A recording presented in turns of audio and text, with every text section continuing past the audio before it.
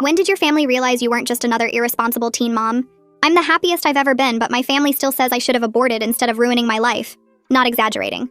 My Aunt Patty will literally take my daughter out of my arms without asking, announcing I need a break before I've even said hello. Having Gracie at 18 didn't help my case.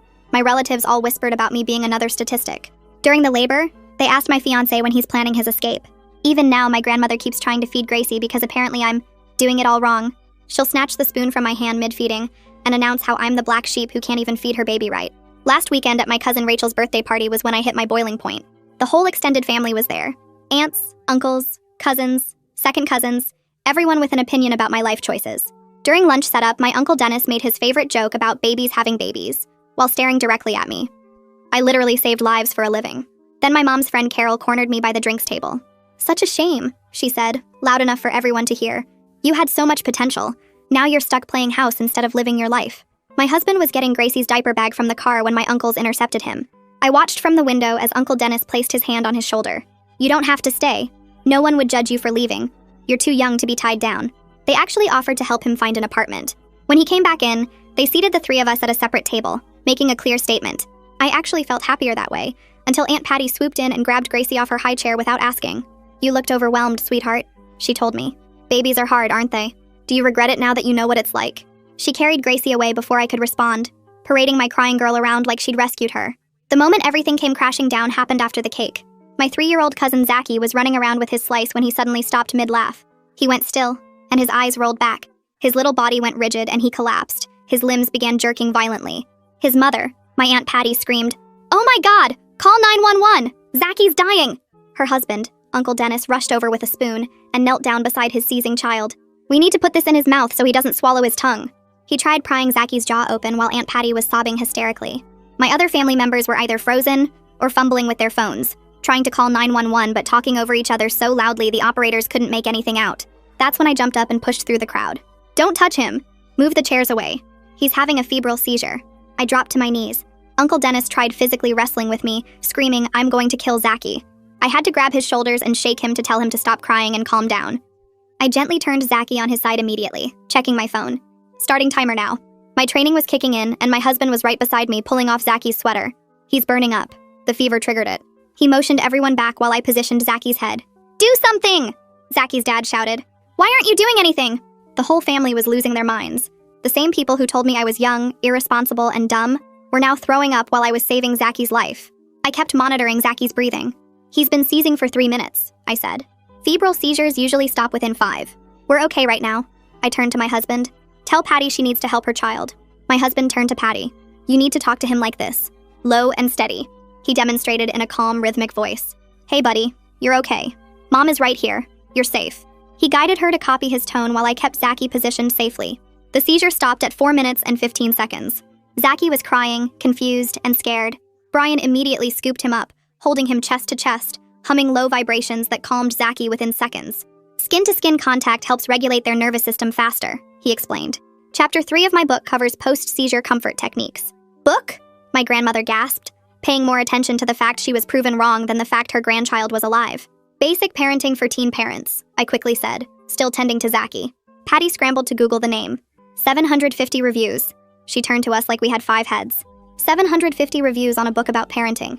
"And you almost let your nephew die at a birthday party," she screamed. "You should be ashamed of yourselves. Writing this stuff while not being able to protect a kid from almost dying. I'm suing for child endangerment." Before I knew it, she was on the phone with lawyers. The worst part is I knew she was serious. Because everyone's 750 reviews meant the book had made a lot of money. And once Patty saw dollar signs, nobody was stopping her. She was dead set on taking our money, our family, and our child. I couldn't move for a second, just standing there in Rachel's living room while Patty kept yelling into her phone about lawyers and lawsuits, her face getting redder with every word. Everyone was staring at me like I'd actually done something wrong, like I hadn't just saved Zachy's life minutes ago. Brian walked over and gently took Gracie from my arms without saying anything, then leaned close and told me we should leave before this got worse. My hands were shaking, so bad I could barely grab our diaper bag from the chair where I'd left it. I looked around at my family, the same people who'd watched me handle that seizure perfectly, and realized they all believed Patty's version, instead of what they'd seen with their own eyes. We walked out while Patty was still screaming into her phone and nobody tried to stop us or say goodbye. The car ride home was so quiet except for Gracie babbling happily in her car seat, making those little sounds she always makes when she's content. She had no idea that our whole lives just changed in the last hour. Brian didn't say anything until we pulled into our driveway and turned off the engine. He sat there for a minute before turning to look at me, his voice steady, but I could hear the worry underneath it when he said we needed to document everything that happened today. I nodded because I was already replaying every single moment of the seizure in my head, going through each step we took and knowing we'd done everything exactly right. We got Gracie inside and I put her down for her nap while Brian got his laptop from the bedroom. He set it up on the kitchen table and opened a new document, then looked at me and said we should start from the beginning. I sat down next to him and started talking through the timeline while he typed, recording the exact times and what each family member said and did. Gracie woke up after about an hour and came toddling into the kitchen with her favorite stuffed bear, so I set her up with her blocks on the floor nearby where I could see her. Brian pulled up the seizure management chapter from his book on his phone, and we compared our actions to the published protocol step by step, confirming we'd followed every single thing perfectly. I grabbed my phone and started taking screenshots of all the book reviews before Patty's threatened lawsuit could damage them somehow, scrolling through pages of 5-star ratings and comments from parents thanking Brian for his advice. I had this sick feeling in my stomach that told me this was about to get so much worse than just threats at a birthday party. Brian must have felt the same way because he started gathering photos from the party that people had posted on Facebook earlier in the day, saving everything to a folder on his computer. By midnight, we'd created this whole folder with our timeline, all the photos, copies of Brian's book credentials, including his pediatric first aid certifications, and screenshots of everything we could think of. My hands wouldn't stop shaking as I sat there looking at all this documentation, realizing my own aunt was willing to destroy us financially over something we'd handled correctly, something that saved her son's life. Brian closed his laptop and pulled me over to the couch, wrapping his arms around me and promising we'd get through this together. I wanted to believe him, but I could hear the fear in his voice too, that slight tremor that meant he was just as scared as I was about what Patty might actually do. We finally went to bed around 1 a.m, but I barely slept, just staring at the ceiling thinking about lawyers and lawsuits and how much money we didn't have. I woke up at 6 when my phone started buzzing nonstop on the nightstand. 17 missed calls from different family members I hadn't talked to in months or even years. I opened Facebook and saw Patty had posted this long thing claiming we stood by and did nothing while Zachy nearly died, that we refused to help and just watched him seize. The post already had 43 comments and I scrolled through them feeling sicker with each one. Relatives I barely knew all agreeing I was an unfit mother who endangered a child. Someone I'd never even met commented that teen moms shouldn't be allowed to have kids. Brian found me in the bathroom at 6:30, sitting on the floor crying while I read through more comments. He took my phone away and held my hands, reminding me that social media wasn't reality, and these people didn't know what actually happened. My mom called at 7, and I actually felt hopeful for a second when I saw her name on the screen, thinking maybe she'd be on my side. I answered, and she immediately asked why I made such a scene instead of letting the adults handle Zachy's emergency. I tried to explain that I am an adult, and I literally saved his life with my medical training, but she cut me off before I could finish. She said Patty was just upset and I should apologize to keep the peace in the family. I hung up without saying goodbye because I didn't trust myself not to start yelling. Brian's phone started ringing with numbers we didn't recognize, and he ignored the first few, but finally answered one around 8. I watched his face change as he listened to whoever was on the other end. Then he said no comment and hung up. He told me it was a reporter from some local parenting blog asking about the controversial teen parent author whose negligence led to a child's hospitalization. We both realized at the same time that Patty must have contacted media outlets with her twisted version of what happened.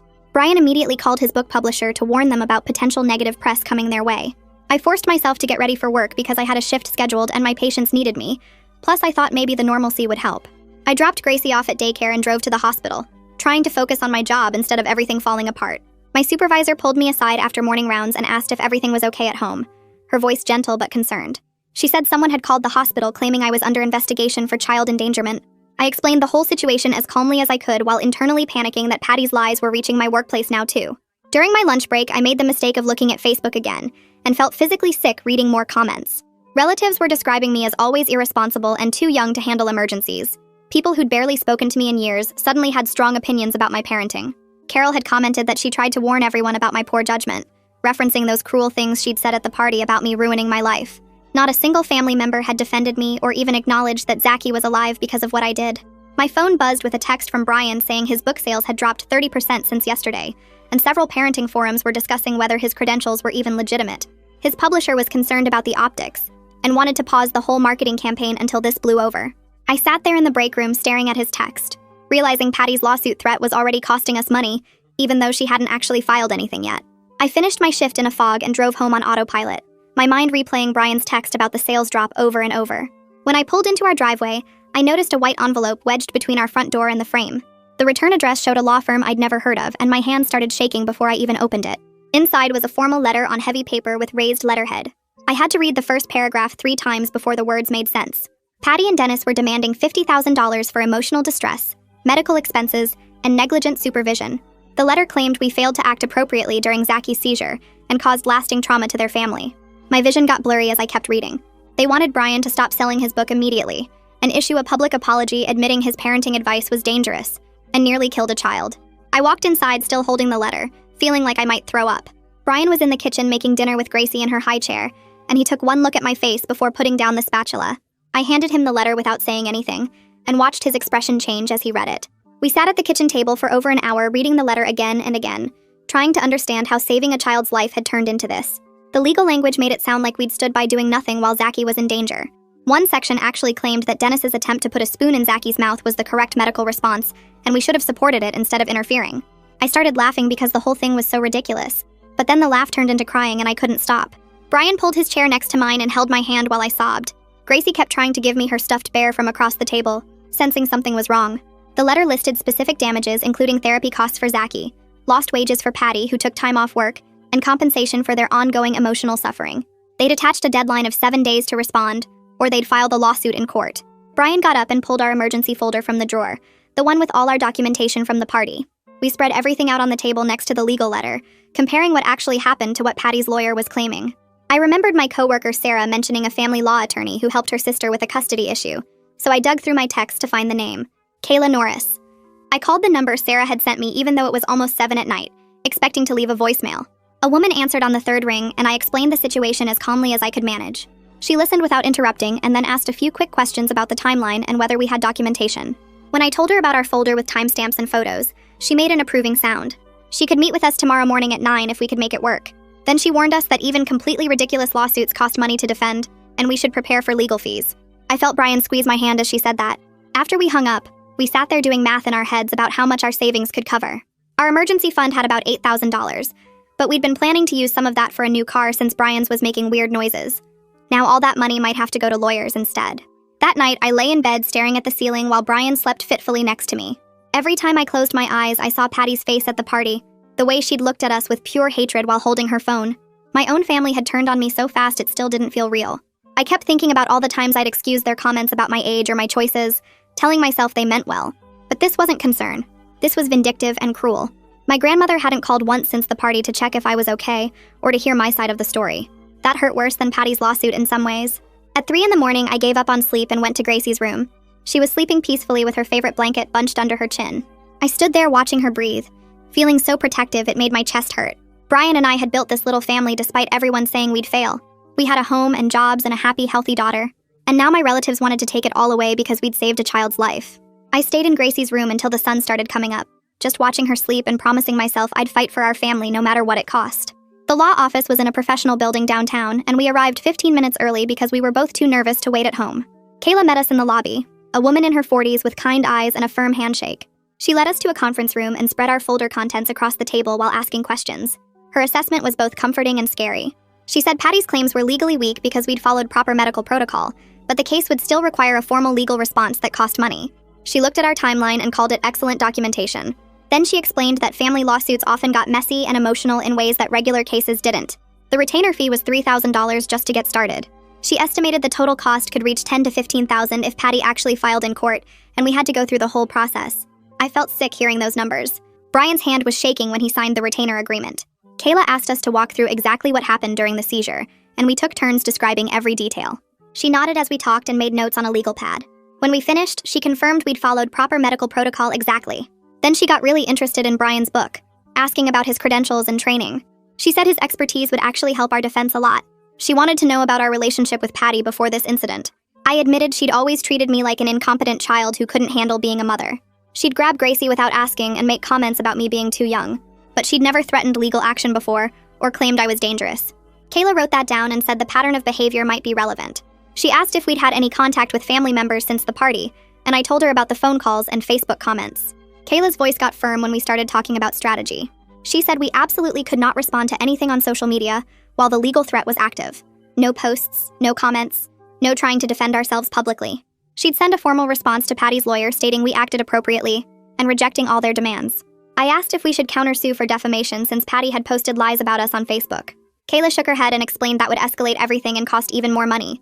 The goal was to make this go away as cheaply and quickly as possible, not to punish Patty even though she deserved it. She'd include our documentation and Brian's credentials in her response to show we had a strong defense. Then she coached us on how to handle any family members who tried to contact us. Keep it brief, don't discuss the case, refer them to our attorney. Brian asked what would happen if Patty filed in court anyway, and Kayla walked us through that process. On the way home from Kayla's office, Brian was quiet for a long time. Finally, he admitted he was scared about the money. Between the legal fees and his book sales dropping, we were looking at losing maybe $20,000 or more. We sat in the car outside our house while he pulled up our bank accounts on his phone. We did the math together, calculating what we could afford if this dragged on for months. Our emergency fund would cover Kayla's retainer and maybe one more payment. After that, we'd have to dip into Gracie's college fund, which had about $15,000 we'd been saving since she was born. I felt horrible that my family's toxicity was threatening our daughter's future. Brian tried to reassure me that we could rebuild the college fund later, but I could hear the worry in his voice. We sat there for almost 20 minutes just staring at the numbers on his phone screen, both of us too overwhelmed to go inside yet.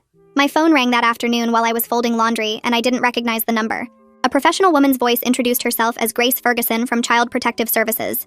She said they'd received a report of child endangerment involving our family and needed to schedule a home visit. My stomach felt like I'd been punched. I had to sit down on the couch because my legs went weak. Grace's tone stayed neutral and professional as she explained this was standard procedure for any report involving a young child. She needed to come see our home and talk to us about the allegations. I managed to ask what the report claimed, and she said someone had reported we had a history of neglect and had endangered a child at a family gathering. I knew immediately it was Patty. She hadn't just sued us. She'd called CPS to try to get Gracie taken away. Grace asked if tomorrow afternoon would work for a home visit, and I heard myself agreeing even though I wanted to scream. I called Kayla the second Grace hung up, my hands shaking so hard I could barely hold the phone. I was talking too fast and probably not making sense, but Kayla's calm voice cut through my panic. She said CPS had to investigate every report they received, even obviously false ones. Our documentation would help a lot. She talked me through what to expect during the home visit. They'd want to see where Gracie sleeps, check our food supply, look at the general condition of our home. They'd ask questions about the party incident. I should stay calm and factual, provide our folder of documentation, and give them our pediatrician's contact information. Brian came home early from work after I texted him what happened. We spent the rest of the afternoon cleaning our already clean house, both of us anxious about strangers coming to judge whether we were fit parents. I organized Gracie's toys and made sure her room looked perfect. Brian scrubbed the kitchen until it gleamed. We were exhausting ourselves with nervous energy, unable to sit still while waiting for tomorrow's visit. Gracie played happily through all of it, completely unaware that someone was coming to investigate whether her parents were good enough to keep her. The next afternoon, Grace Ferguson arrived exactly on time carrying a leather folder and wearing an expression that gave nothing away. She introduced herself calmly and asked to walk through our home, starting with the kitchen. I opened the refrigerator and watched her examine the contents, noting our fresh vegetables and milk with Gracie's name on it. She checked the pantry next, writing something on her clipboard about our stocked shelves. Brian stood nearby, answering her questions about our typical meal routines while I tried not to shake. Grace moved methodically through each room, looking in closets and checking smoke detectors. She asked about our cleaning schedule and how we organized Gracie's toys. When we reached Gracie's bedroom, our daughter bounced excitedly on her bed and grabbed her favorite stuffed elephant to show the nice lady. Grace smiled for the first time and asked Gracie about her toys. My daughter proudly displayed her books and dolls, completely unaware this woman was deciding if we were fit parents. Grace took notes while Gracie chattered about her daycare friends and her favorite bedtime stories. After touring the house, Grace sat with us at the kitchen table and asked detailed questions about the birthday party. I walked through the timeline again, explaining the seizure and our response. She wrote everything down without commenting. Brian provided copies of the seizure management chapter from his book and his pediatric first aid certifications. Grace reviewed the documents carefully and asked if we had Gracie's medical records available. I pulled out the folder we'd prepared with every vaccination record, well-child visit summary, and growth chart from the past 3 years. Our pediatrician's contact information was paperclipped to the front. Grace flipped through each page, nodding occasionally. She seemed satisfied with our documentation, but explained the investigation would remain open for at least 30 days while they verified everything with our doctor and daycare. My stomach dropped at hearing we'd be under investigation for a full month. As Grace stood to leave, she mentioned almost casually that the person who filed the report claimed we had a history of neglecting Gracie. I felt my face flush hot knowing Patty had invented complete lies. Grace handed me her card and said she'd be in touch, then walked out to her car. The second the door closed, I collapsed onto the couch and started crying. Brian sat beside me and pulled me close. He reminded me the visit went well and we had nothing to hide. I knew he was right, but the fear of losing Gracie over family lies made me feel sick. We'd done everything correctly during Zacky's seizure, and now we were being investigated like criminals. Brian held me while I cried, both of us exhausted from the stress. My phone rang an hour later and I saw it was my grandmother. I answered hoping for support, but she immediately started lecturing me about causing family drama. She said I needed to apologize to Patty and make this all go away. I tried explaining that I saved Zacky's life, but she talked right over me. She kept saying Patty was just a worried mother, and I was being selfish by not thinking about her feelings. I felt anger building in my chest, listening to her defend Patty, while ignoring what actually happened. When she started saying I should have let the adults handle the emergency, I hung up on her. I'd never done that before and immediately felt guilty and free at the same time. Brian looked at me with surprise and I told him what she'd said. He shook his head and said we didn't need that negativity right now. Later that afternoon, Brian's laptop dinged with a new email and his face went pale reading it. His publisher was officially pausing all marketing for his book until the controversy was resolved. They wrote about protecting the brand and managing negative attention. Brian stared at the screen for a long time before quietly closing his laptop. I could see tears forming in his eyes even though he was trying to hide them. His book had been doing so well, and now Patty's lies were destroying everything he'd worked for. I sat next to him and we didn't talk for a while. That evening, after putting Gracie to bed, we had a serious talk about my family. Brian said we needed to protect ourselves and Gracie even if it meant cutting people off. He'd always supported my relationship with my family despite how they treated us, but now he was angry. We agreed no more family gatherings or contact with anyone who believed Patty's lies until this was resolved. It felt sad but also necessary. My mom called the next day and I let it go to voicemail. Later, I listened to her message begging me to be the bigger person and drop the legal issues. She didn't mention that Patty sued us first, or that her granddaughter was under CPS investigation because of false reports. She just wanted me to make peace and pretend everything was fine. I didn't call her back. Protecting my daughter and husband had to come first, even if it meant losing my extended family. That same day, Rachel sent me a private message apologizing for how the party ended. She wrote that she knew I saved Zaki's life and was grateful. She admitted she was too scared of Patty to say anything publicly, but wanted me to know she didn't believe the lawsuit claims. Reading her message made me cry because it was the first support from any family member. I thanked her and told her I understood her position. At least someone saw the truth. A few days later, Kayla sent her formal response to Patty's lawyer. The letter rejected all demands and outlined our evidence that we acted correctly. She included Brian's credentials, our complete timeline, and a statement from our pediatrician confirming proper seizure management. The letter was professional but firm, making it clear we wouldn't be scared into paying money or apologizing for saving a child's life. Kayla emailed us a copy and I felt proud reading it. We were fighting back instead of just taking the abuse. 2 weeks after the party, Patty's lawyer responded demanding we agree to mediation or they'd file the lawsuit in court. Kayla called to explain that mediation might actually help because it was cheaper than court and could resolve things faster. I didn't want to sit in a room with Patty after everything she'd done. But Kayla said mediation gave us a chance to end this nightmare sooner without the expense of a trial. Brian and I talked it over and agreed to try mediation, hoping we could put this behind us and move on with our lives. A few days later, Grace called to schedule follow-up visits. Her voice stayed neutral and professional as she explained they needed to interview Brian and me separately about our parenting. She also mentioned they'd be talking to our daycare provider and pediatrician as part of the investigation. I gripped my phone tighter and forced myself to sound calm while confirming the appointment times. After hanging up, I sat on the couch staring at nothing, feeling like we were being punished for saving Zaki's life. Brian found me there 20 minutes later and wrapped his arms around me without saying anything. The morning of my CPS interview, I put on my nicest work clothes and drove to their office building downtown. Grace led me to a small conference room with a recording device on the table. She asked me to walk through my medical training from the beginning, so I explained my certification process, continuing education hours, and specific emergency response protocols I'd learned.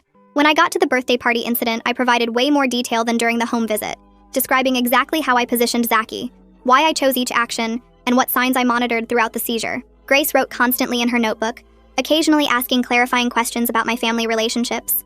I told her the truth about years of judgment and criticism, how they treated Brian and me like incompetent children despite our success. She nodded and kept writing, but her face gave away nothing about whether she believed me or Patty's lies. The interview lasted 90 minutes, and when it ended, I had no idea if I'd helped our case or made things worse. Brian's interview happened 2 days later, and when he got home, he seemed cautiously hopeful. Grace had asked detailed questions about his book and parenting philosophy, spending extra time on the seizure management chapter. He walked her through the exact protocol we followed at the party, showing her the published guidelines we'd referenced. She seemed impressed by his credentials and research, asking where he'd gotten his information and how he verified medical accuracy. Brian felt like she could see we actually knew what we were doing, but we both understood the waiting would be awful until CPS made their final decision. That same week, Dr. Pearl Norris called while I was folding laundry in the living room. She started by saying CPS had contacted her for a reference, and she'd given us a glowing review. Her voice was angry as she said she was appalled anyone would question our parenting after seeing how well we care for Gracie. She offered to provide a written statement for our legal case, and I thanked her so many times I probably sounded ridiculous. Having a professional who actually knew us confirm we were good parents meant everything after weeks of family accusations. 2 days later, the daycare director, Bella Armstrong, reached out with similar news. She explained that CPS had interviewed her about Gracie, and she'd told them our daughter was well cared for, happy, and hitting all her developmental milestones right on schedule. Bella mentioned she'd worked in childcare for 20 years, and we were among the most attentive and engaged parents she'd ever seen. I started crying on the phone with her, surprised by how much I needed to hear those words from someone outside our situation. She told me to stay strong and that the truth would come out. which made me cry even harder. 3 weeks after Rachel's birthday party, we drove to a neutral mediation office across town. Kayla met us in the parking lot and we walked in together, my stomach twisting when I saw Patty and Dennis already sitting in the waiting area with their lawyer. Patty glared at me like I was some kind of monster who'd hurt her family on purpose. The mediator was an older woman named Sandra who led us all into a conference room and explained the ground rules. She emphasized that everything said in mediation was private, and we were here to find a solution both sides could accept.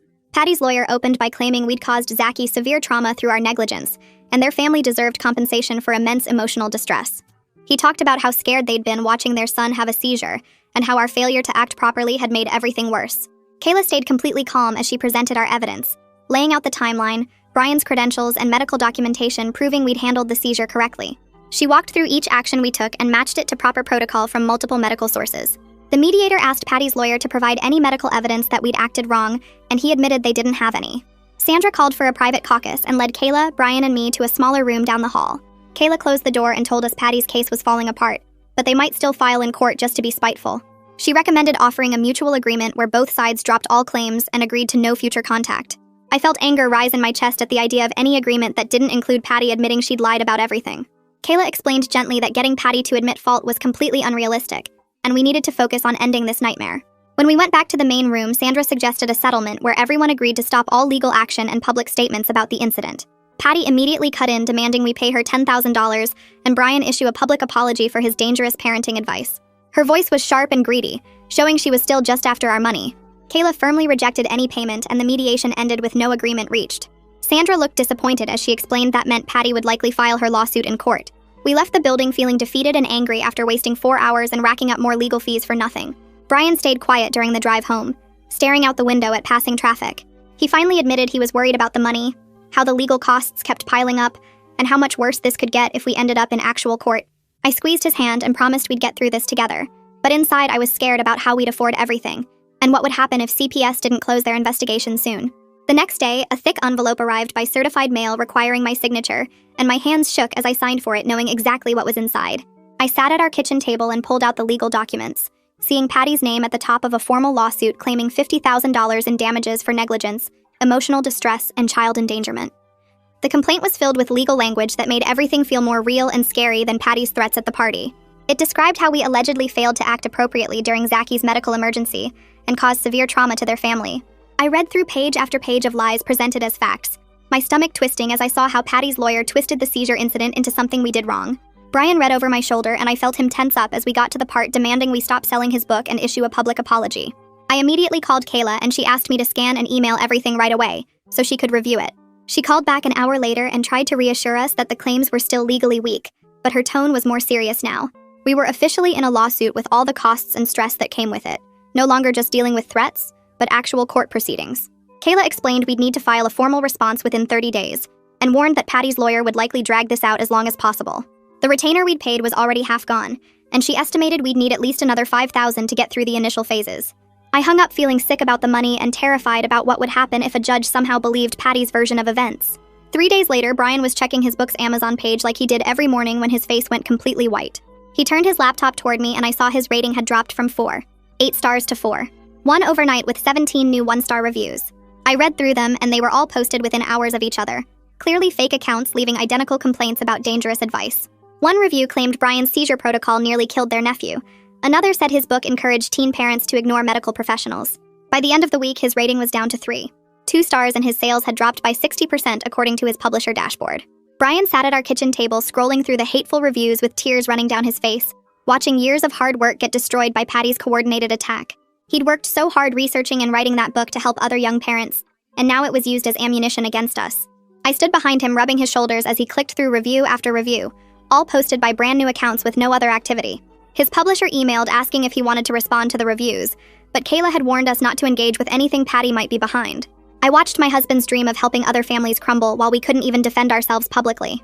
That night, I woke up at 2 a.m. and reached for Brian, but his side of the bed was empty. I found him sitting in the rocking chair in Gracie's room just watching her sleep, his face wet with tears in the dim glow of her nightlight. He didn't look up when I came in, just kept staring at our daughter like he was trying to memorize her face. I knelt beside the chair and put my hand on his knee, waiting for him to talk when he was ready. He finally whispered that he was scared we'd lose everything we'd built together, our savings, our reputation, maybe even Gracie if CPS believed Patty's lies. His voice cracked as he said he'd worked so hard on his book to prove we were good parents and help other young families, and now it was used to destroy us. I climbed into his lap in that rocking chair meant for holding Gracie and held him while he cried, both of us exhausted from weeks of stress and feeling helpless against Patty's attacks. We sat there for over an hour just holding each other in the dark, listening to Gracie's peaceful breathing and trying to remember why we were fighting so hard. My phone rang during my lunch break at work, and I saw Grace's number, my heart immediately racing as I answered. She got straight to the point and said CPS had completed their investigation and found no evidence of neglect or endangerment in our home. I actually started crying right there in the hospital break room as she explained they'd interviewed everyone, reviewed all our documentation, and determined Gracie was well cared for and thriving. Grace said they'd be officially closing the case and sending a letter confirming our home was safe and appropriate for raising children. I thanked her over and over through my tears, weeks of fear finally lifting as she assured me the investigation was completely closed. She mentioned that the person who filed the report had made claims that weren't supported by any evidence they found, which felt like validation that Patty had lied. When I hung up, I sat in that break room crying with relief for 10 minutes before I could pull myself together enough to call Brian. He answered on the first ring, and I could barely get the words out to tell him CPS was closing the case. I heard him start crying too, and we just stayed on the phone breathing together for a minute, both too emotional to speak. The official CPS closure letter arrived 2 days later in a plain white envelope, and I read it 3 times to make sure I understood correctly. The letter stated clearly that their investigation found no evidence to support the allegations of neglect or endangerment, and the case was officially closed. I immediately scanned it and emailed it to Kayla, then called to make sure she got it. She was excited when she answered and said this significantly weakened Patty's lawsuit since CPS finding no merit to the claims would be powerful evidence. Kayla explained that having an official government agency investigate and clear us might even convince Patty's lawyer to drop the whole case. I asked if we should send it to my family to prove Patty lied, but Kayla said no contact meant no contact, even with good news. I took the letter to a frame shop that afternoon and had it professionally framed, then hung it on our bedroom wall as a reminder that we were good parents no matter what my family said. Brian stood looking at it that night and said it was the most important document we owned besides Gracie's birth certificate. At work the next week, I was finishing up paperwork when the overhead system announced a code blue in pediatrics. I ran to the room and found a 6-year-old boy choking on a piece of candy, his mother screaming while he turned blue. I moved on autopilot, getting behind him and performing the Heimlich maneuver exactly like my training taught me. The candy flew out after 3 compressions and the kid started crying and breathing normally. His mother hugged me sobbing with relief while I checked his vitals and made sure he was okay. My supervisor was standing in the doorway and she pulled me aside after we'd calmed the family down. She said she'd watched me handle that emergency with the same calm skill I showed during Zaki's seizure at the party. Her exact words were that she never doubted my abilities despite the complaints my family had called in about me. That compliment meant more than she probably knew, because Patty's accusations had made me second-guess myself, even though I knew I'd done everything right. Walking back to my station, I felt some of my confidence returning, remembering that I was actually good at my job no matter what my family said. Kayla called a few days later, sounding cautiously optimistic as she explained she was filing a motion to dismiss Patty's lawsuit based on the CPS findings and lack of medical evidence. She walked me through the legal argument that Patty couldn't prove we acted improperly, when every official investigation and medical expert said otherwise. The judge would review our motion and Patty's response before deciding whether to dismiss or let the case continue to trial.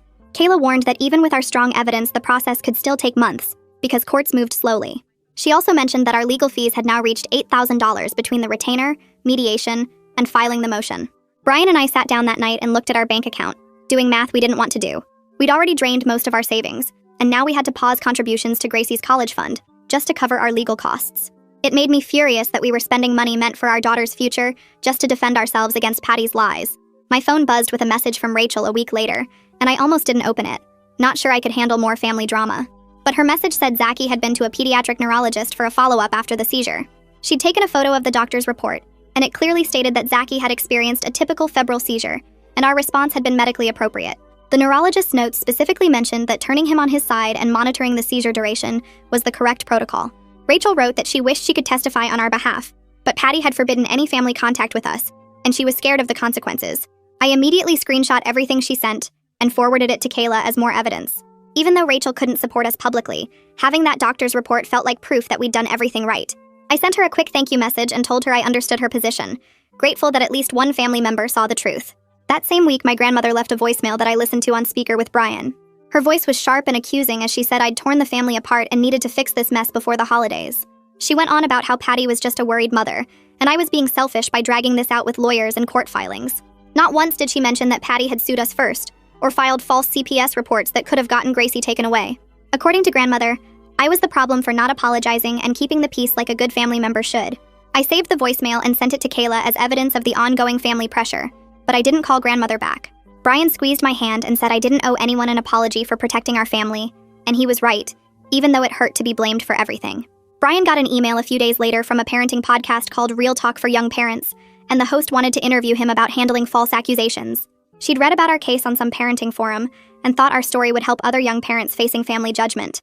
Brian showed me the email and said he didn't know if going public was a good idea, worried it might make things worse with Patty.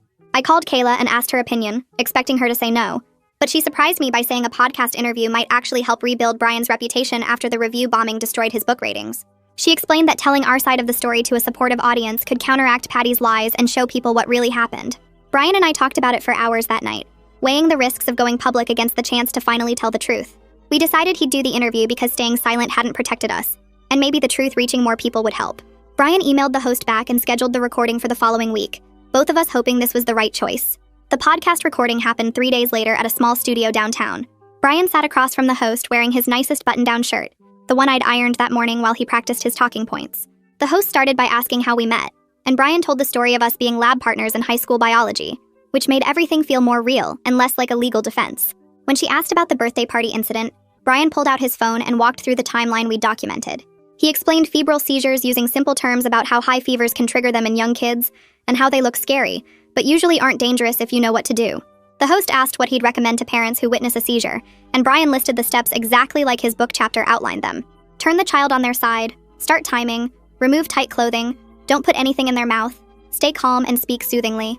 He talked about how panic makes everything worse, and how having basic medical knowledge as a parent isn't about being perfect, but about being prepared. The host mentioned the lawsuit, and Brian's voice stayed steady as he said, "Sometimes doing the right thing means facing consequences from people who don't understand." She asked about the book, and he explained how he'd written it because he was tired of young parents being treated like they couldn't possibly know what they're doing. The interview lasted 40 minutes, and when Brian came home, he looked exhausted, but lighter somehow, like finally telling our actual story to someone who listened had lifted weight off his shoulders. I hugged him in our kitchen and asked how it felt, and he said it felt like maybe people would finally hear the truth instead of Patty's lies. The podcast episode went live the next Tuesday, and I listened to it during my lunch break at work, sitting in my car with my phone pressed to my ear. Brian sounded so calm and knowledgeable explaining everything, and the host kept praising his book and his approach to evidence-based parenting. The comments section filled up fast with listeners saying they'd never heard of febrile seizures before and were grateful for the education. Several people wrote that they were ordering Brian's book right away because they wanted that kind of practical parenting information. One comment said her own mother had sued her over a similar family dispute, and she felt less alone hearing our story. I screenshot the positive comments and sent them to Brian at work, watching the 3 dots appear as he typed back that maybe this was the beginning of things turning around. 2 weeks after the podcast aired, Brian checked his book sales dashboard and actually gasped loud enough that I ran into his office thinking something was wrong. His sales had jumped 30% from their lowest point and were climbing daily as more people found the podcast episode. The reviews section showed new 5-star ratings from listeners who said they'd bought the book after hearing him speak and found it incredibly helpful. Brian sat back in his desk chair staring at the numbers like he couldn't quite believe them, and I watched his eyes get wet as months of stress started cracking. His publisher emailed that same afternoon with a carefully worded message asking if the negative publicity had died down enough to resume their marketing campaign. Brian read the email out loud, and I could hear the hurt in his voice when he said they'd abandoned him, so fast when things got hard. I sat on the edge of his desk and reminded him that at least they were coming back now, and he nodded but said he'd never forget how quickly they pulled their support. He drafted a professional response saying he'd be open to discussing renewed marketing efforts and copied me on it before hitting send. Kayla called on a Thursday morning while I was getting Gracie dressed for daycare, and I almost dropped my phone when I heard the excitement in her voice. The judge had granted our motion to dismiss most of Patty's claims, leaving only a weak emotional distress allegation that Kayla said wouldn't hold up in court.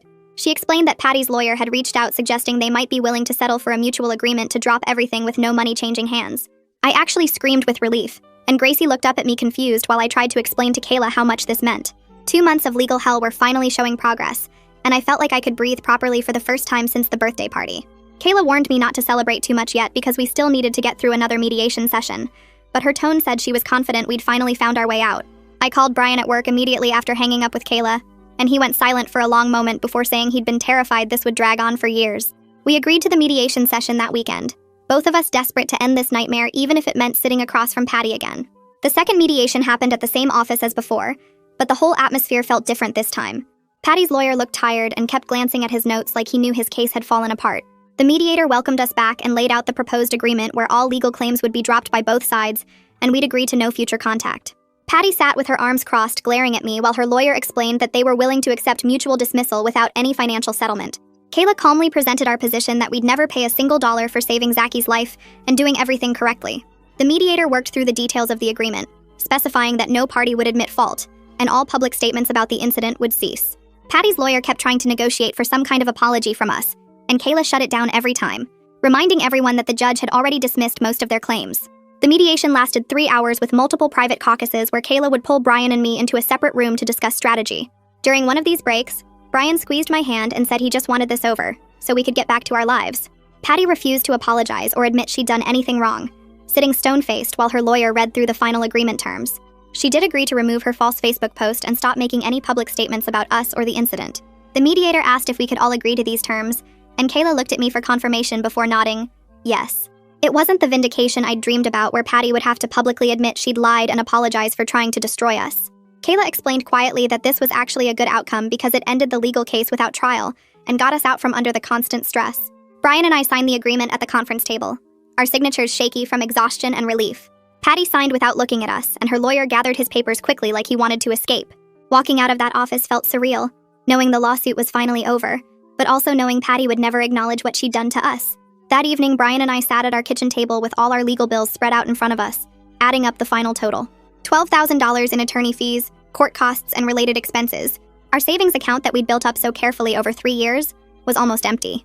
I felt sick looking at the numbers and thinking about how we'd paid all that money just to defend ourselves against lies. Brian pulled out his laptop and opened a spreadsheet to create a budget for rebuilding our emergency fund over the next year. We calculated how much we could save each month if we cut back on eating out and postponed some home repairs we'd been planning. It was frustrating that Patty's vindictiveness had cost us so much money and peace of mind, but at least the case was over and we could start moving forward. I looked at Gracie playing with her blocks in the living room and reminded myself that protecting our family had been worth every dollar. With the legal case officially resolved, Brian and I had a serious conversation about boundaries with my family. We agreed we needed to establish no contact with Patty, Dennis, and my grandmother, who'd never once supported us through any of this. I drafted a message to my mom explaining that we couldn't maintain relationships with people who believed we'd endanger a child and who'd supported Patty's lawsuit. My mom called immediately after reading it. Her voice hurt and confused as she asked how I could cut off my own grandmother. I explained as calmly as I could that grandmother had called me selfish and blamed me for tearing the family apart instead of acknowledging that Patty had sued us first. My mom argued that family should forgive and forget, that holding grudges only hurt everyone.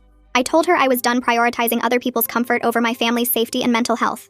She went quiet for a long moment before saying she hoped I'd change my mind someday, and I said maybe someday, but not now. Hanging up that call felt both terrible and necessary, like cutting off an infected limb to save the rest of the body. Rachel sent me a message 2 weeks later asking if we could meet for coffee, and I stared at my phone for 10 minutes trying to decide if I could trust any family member after everything. I finally agreed to meet at a coffee shop near my work, choosing a public place where I'd feel safer. Rachel showed up 5 minutes early looking nervous, ordering a latte and sitting across from me at a small table by the window. She apologized immediately for not defending us publicly, and explained she'd been terrified of Patty's retaliation after watching what happened to us. I appreciated her honesty even though part of me was still angry she'd stayed silent while Patty destroyed our reputation. Rachel said she'd known all along that we'd saved Zacky's life, and the lawsuit was completely wrong, but she'd been too scared to speak up. We talked for over an hour about family dynamics, and how Patty controlled everyone through fear and manipulation. I told Rachel I was willing to slowly rebuild our relationship, but made it clear that any future contact required respecting our boundaries around Patty and grandmother. She agreed without hesitation, and said she understood why we'd gone no contact with certain family members. Brian's book sales continued climbing steadily over the following weeks, as more people discovered the podcast episode and positive word-of-mouth spread. His publisher called to discuss a second printing with updated marketing materials, and Brian negotiated better terms this time, having learned from how quickly they'd abandoned him before.